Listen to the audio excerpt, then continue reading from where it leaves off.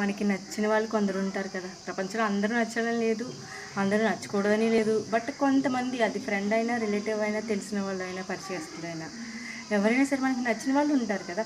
వాళ్ళకి వీక్లీ ఒక్కసారైనా ఫోన్ చేయండి. వాళ్ళతో మాట్లాడిన హాఫ్ అన్ అవర్ కానీ 15 మినిట్స్ టైం కానీ చాలా చాలా రిలాక్సేషన్ ఇచ్చేస్తుంది మనకి. అది ఆ ఎనర్జీ 1 or 2 అవర్స్ ఉంటుంది మన బాడీలో, తెలుసా.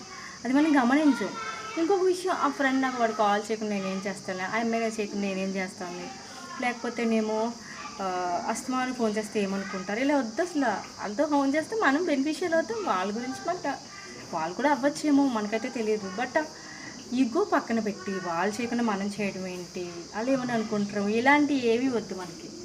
జస్ట్ ఫోన్ చేయండి, మాట్లాడండి, ఆనందం మన సొంతం చేసేసుకోవటమే.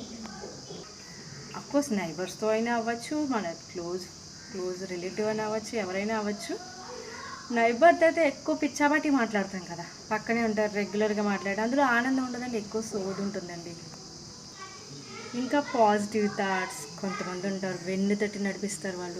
వాళ్ళు మన పాజిటివ్, మనకి ఏదైతే స్ట్రెంగ్స్ ఉన్నాయో వాటిని గుర్తు చేస్తారు. వాళ్ళు ఎంకరేజ్ చేస్తూ ఉంటారు, లేకపోతే నువ్వు ఈ పని చాలా చక్కగా చేయగలవని చెప్తారు.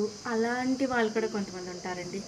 వాళ్ళు మాత్రం ఎప్పుడు మిస్ చేసుకోకండి, వాళ్ళని దూరం పెట్టకండి, మ్యాక్సిమం వాళ్ళతో క్లోజ్గానే మూవ్ అవ్వండి. నెగిటివ్గా చెప్పేవాళ్ళు ఉంటారు, బట్ వాళ్ళు కూడా ఉండాలి. మంచి చెడు ఎలా ఉంటుందో నెగిటివ్ థాట్స్ కూడా ఉండాలి. అప్పుడే కదా మనలో ఇది ఉంది, అది మనం రెక్టిఫై చేసుకోవాలి, కరెక్ట్ చేసుకోవాలని మనకు తెలుస్తుంది.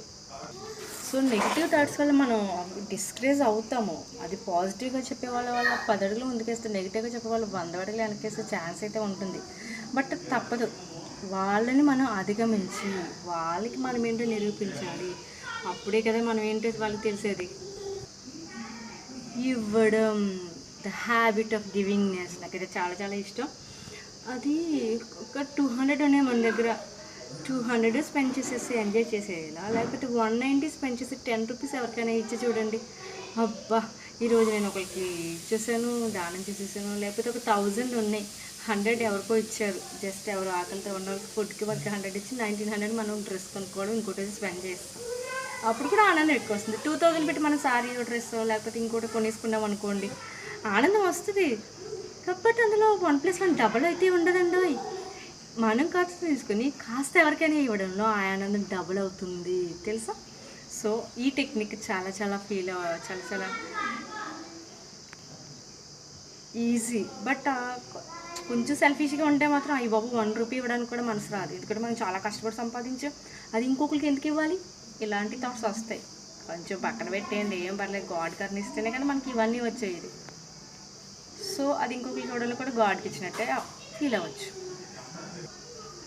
మెమరీస్, చాలామందికి లైఫ్లో బోల్డ్ అని మెమరీస్ ఉంటాయి కదా. స్వీట్ మెమరీస్ ఉంటాయి, బ్యాడ్ మెమరీస్ ఉంటాయి, ఇంకా మెసేజ్ ఓరియంటెడ్ మెమరీస్ ఉంటాయి, మనకి ఎక్స్పీరియన్సెస్ ఉంటాయి, బోల్డ్ లెసన్స్ నేర్చుకునే ఉంటాయి. అప్పుడప్పుడు జస్ట్ ఖాళీగా కూర్చుని నేను కాలేజ్లో ఉన్నప్పుడు ఎలా ఉండేది, లేకపోతే నేను చిన్నప్పుడు ఎంత బాగా ఆడుకునేవాళ్ళమో, లేకపోతే నాకు ఇష్టమైన వాళ్ళతో టైం చాలా బాగా స్పెండ్ చేసేవాళ్ళం కదా, ఇలా జస్ట్ గుర్తు తెచ్చుకుంటూ ఉండండి. ఎంత హ్యాపీనెస్. కుదిరితే వాళ్ళతో మాట్లాడి ఆ మెమరీస్ షేర్ చేసుకోండి, తవ్వుకోండి, తప్పేం లేదు.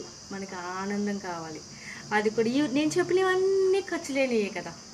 రెస్టారెంట్కి వెళ్ళి థౌజండ్స్ ఆఫ్ మనీ, షాపింగ్స్కి వెళ్ళి ల్యాక్స్ ఆఫ్ మనీ అయితే ఖర్చు పెట్టట్లేదు కదా.